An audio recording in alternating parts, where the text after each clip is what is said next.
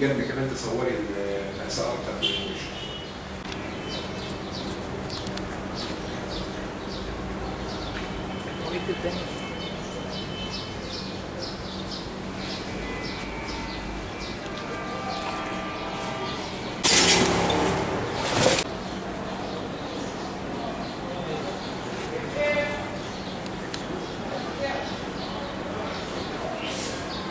شهريا لان انا صاحب العماره ديت 39 شارع الطايف، وساكن في الدور الاول اول بلكونه هنا، وفي مأجر في شركه الاندلس التسويق السياحي. ده كان المقر بتاعها الرئيسي، وكانت واخده شقه كمخزن عندي جوه دور ارضي هنا لها مخزن. شركه التسويق دي بتعمل ترويج سياحي وتتصل بالناس وهم ليهم هدايا وتعاقدات معاها وكده. احيانا بيحصل خلافات بين الشركه وبين الزباين اللي هم اللي بيجوا، العملاء اللي بيجوا وياها. الخلافات دي المفروض ان في الظروف الطبيعيه اي خلاف او اي مشكله بتحصل ان بيتم الاتصال بالشرطه لتسويه النزاع اللي موجود او الخلاف اللي موجود ده. لكن الواقع اللي احنا بنشوفه ان دايما اي حد بيتصل بالشرطه الشرطه ما بتجيش، فبعض العملاء اللي بيختلفوا مع الشركه بيسعوا لاحضار بلطجيه وفتوات عشان ياخدوا حقهم من الشركه او يكسروا او يخربوا حاجات فيها. اخر مره الامر كان زياده شويه، اللي هو كان امبارح وقع فوجئنا الاشتباكات او مشاجرات بين العملاء وبين الاشخاص. عاده بتبقى مشاجرات بسيطه في الاول، بتبقى مشاجرات بسيطه على نوعيه الهدايا اللي بياخدوها او على نوعيه التعاقدات اللي بيتعاقدوها. يعني هي مستديمه المشاجرات دي بتبقى باستدامه. خلافات بسيطه حوالين امور التسويق بتاعت الامور السياحيه بتاعتها. ولكن المره الاخيره حصل خلاف بينهم وبين واحد، توعدوا قالوا انا هجيب لكم وهعمل لكم وهكسر الشقه واعمل فيها واسوي.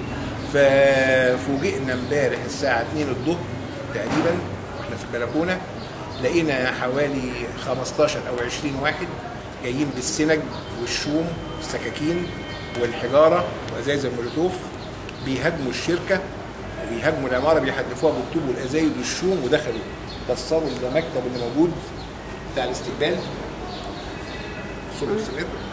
كسروا مكتب الاستقبال واعتدوا على موظفين الامن اللي في الشركه. فتجمع عاملين الشركه كلهم وخرجوا عليهم برضو بشوم وصيام برضو من جوه. ردوا البلطجيه اللي كانوا موجودين، وجروهم وجري وراهم، مسكوا 2 منهم، بلغوا البوليس عشان يسلموهم الاثنين البلطجيه. البوليس ما جاش. احنا في البلكونه شايفين المجازر اللي بتحصل، بيكسروا العربيات تحت وبيكسروا الشقق، مفيش شرطه جت. انا بنفسي كلمت الشرطه العسكريه 19/039 و16/039، كلمت شرطه النجده 122، كلمت غرفه عمليات طوارئ الجيزه والدقي. من الساعه 2 للساعه 4 مفيش حد اتحرك ولا حد جه. فوجئنا الساعه 4 بعد الهجمه التتاريه الاولى اللي كسروا وخربوا فيها بهجمه ثانيه اشد منها فيها حوالي 200 او 300 واحد، بتحريض من بعض الاشخاص بتكسير الشركه وحرقها.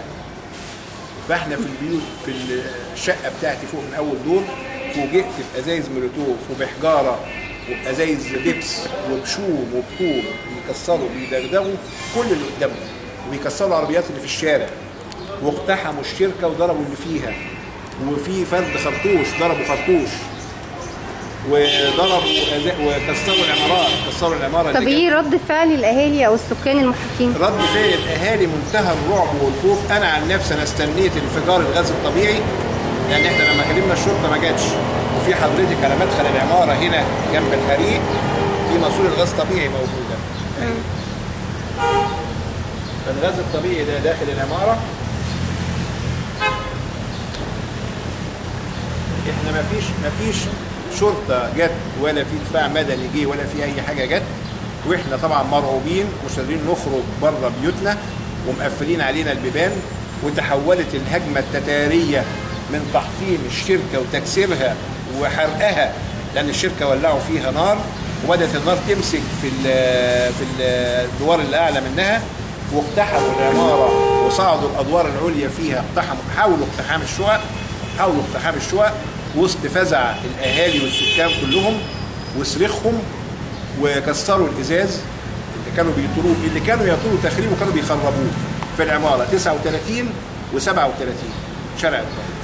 والشرطه مش موجوده، واحنا عايشين طبعا في ارهاب وفي رعب من ده، بالاضافه للارهاب اللي هو البشري اللي كان موجود، انما كان في فزع اكبر منه من الماس الكهربائي اللي ممكن يمس الشقق ويحرق الشقق دي كلها، وفي برضه قلق من الغاز الطبيعي ان هو ينفجر فينا، وفي رعب اكبر من امتداد النيران لشققنا لان انا اول دور هنا. فالمسائل المرعبه دي كلها هنلجا للحكومه. طب احنا سمعنا ان كان في خسائر في الارواح. كان في خسائر في الارواح، طلعوا 3 جثث متفحمين.